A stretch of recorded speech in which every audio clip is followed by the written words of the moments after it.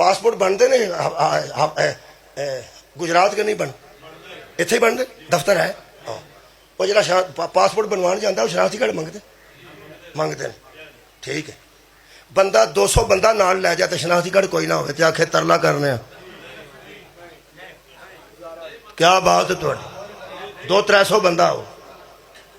कोई नहीं बिच सईदा लै जाए बंदा भी सैयद आए वो आते शाह जी तुम बवो इनू आखो शनाख्ती कार्ड तो लै ਜਿਹੜਾ ਬੰਦਾ ਸਰਗੀ ਬਾਰੀ ਨੂੰ ਜਾ ਕੇ ਚੰਬੜ ਜਾ ਨਾਸ਼ਤਾ ਨਾਲ ਲੈ ਜਾ 4-5 ਵਜੇ ਟੁਰ ਜਾ 9 ਵਜੇ ਲਾਈਨ ਲੱਗਣੀ ਪਿੱਛੇ ਸ਼ੁਰੂ ਹੋ ਜਾ ਤੇ 200 ਬੰਦਾ ਪਿੱਛੇ ਖਲੋਤਾ ਹੋਵੇ ਤੇ ਆਖੇ ਮੈਂ ਸਭ ਤੋਂ ਪਹਿਲਾਂ ਬਣਵਾਣਾ ਕੀ ਮੰਗਦੇ ਨੇ ਸ਼ਨਾਖਤੀ ਕਾਰਡ ਉਹ ਕੋਲ ਨਾ ਹੋਵੇ ਤੇ ਆਖੇ ਮੈਂ ਸਰਗੀ ਦਾ ਲਮਕਿਆ ਉਹਦੇ ਲਮਕਿਆ ਰੋ ਬੇਵਕੂਫਾ ਇੱਧਰ ਹੋ ਇਹ ਇੱਧਰ ਓਏ ਆਂਜੋ ਓਏ ਉਹ ਲੋਕਾਂ ਨੂੰ ਬਣਵਾਉਣ ਤੇ ਆਂਜੋ ਉਹ ਆਖੇ ਮੈਂ ਸਭ ਤੋਂ ਪਹਿਲਾਂ ਆਇਆ ਓਏ ਆਂਜੋ ਵੇਖ ਲਓ ਆਂਜੋ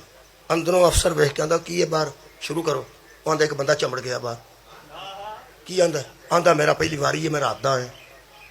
तो शनाख्तगढ़ कोल कोई नहीं आंदा पर दफा करो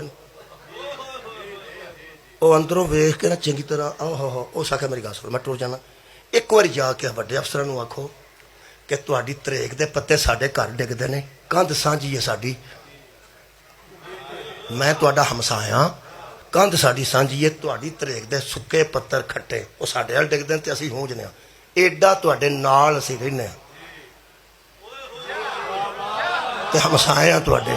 ते मेरे नाल इंज ना करो वो आखेगा बच्चिया वो गल हो रही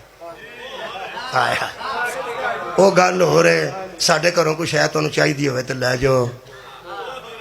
हाँ मसलन कोई बिल शिल नहीं तो असीं तार देने होर कोई गल ते दस पर इत्थे जो असां मंगिया ना वो देना ही